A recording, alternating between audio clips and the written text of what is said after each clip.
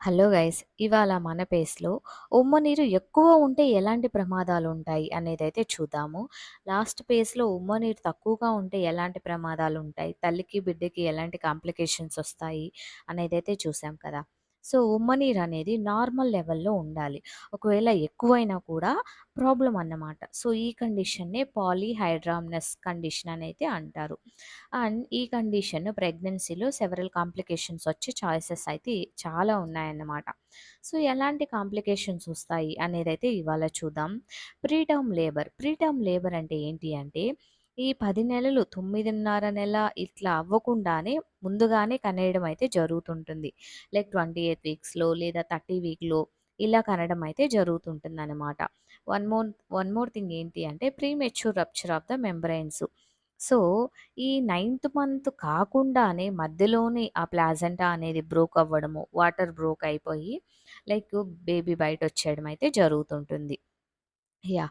Discomfort మదర్‌కి కానీ, బేబీకి కానీ డిస్కంఫర్ట్ ఉండడము అండ్ బ్రీతింగ్ డిఫికల్టీస్ ఉంటాయన్నమాట. బ్రీతింగ్ డిఫికల్టీస్ ఎలా ఉంటాయి అంటే లైక్ షార్ట్‌నెస్ ఆఫ్ బ్రీత్ ఉండడము బోత్ బేబీకి, మదర్‌కి.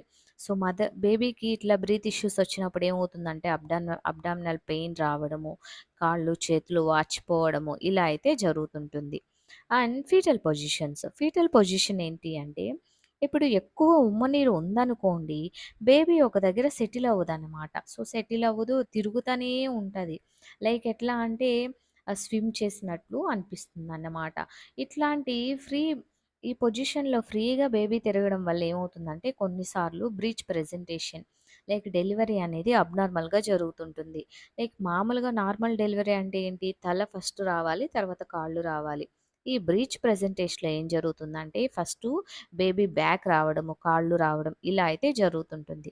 And complications for the foetus బేబీకి ఎలాంటి కాంప్లికేషన్స్ ఉంటాయంటే బర్త్ డిఫెక్ట్‌లు రావడము, పర్టిక్యులర్‌గా జీఐ ట్రాక్ట్ కానీ, నర్వస్ సిస్టమ్ కానీ ఇలాంటివి రావడము అండ్ ఎన్ఐసీ అడ్మిషన్స్ ఎక్కువ జరగడము. బేబీ పుట్టిన వెంటనే లైక్ ఏమవుతాయంటే పాలీహైడ్రామ్నస్ ఆహ్, ఉన్న బేబీస్ ఎన్ఐసీలో అడ్మిట్ చేస్తారనమాట. And potential for the fetal distress బేబీకి సరిగ్గా గాలి అందకపోవడము, ఫీటల్ డిస్ట్రెస్ ఎందుకంటే డెలివరీ టైంలో ఏమవుతుందంటే ఫస్ట్ ప్లెజెంటా రాకుండా బేబీ వచ్చేసే ఛాన్సెస్ అయితే ఎక్కువ ఉంటాయన్నమాట.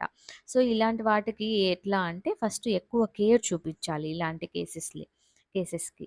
నార్మల్‌గా ఇప్పుడు డెలివరీ ఎలా జరుగుతుంది? బేబీ ఫస్ట్ ప్లాజెంటా బ్రేక్ అయ్యి ప్లాజెంటాతో పాటు బేబీ వస్తుంది. కానీ ఇలాంటి కండిషన్స్‌లో ఏమవుతుందంటే ఫస్ట్ బేబీ వచ్చేసి తర్వాత ప్లాజెంట్ రావడము లేదా ప్లాజెంటు అక్కడే స్ట్రక్ అయిపోవడం అయితే జరుగుతుంది.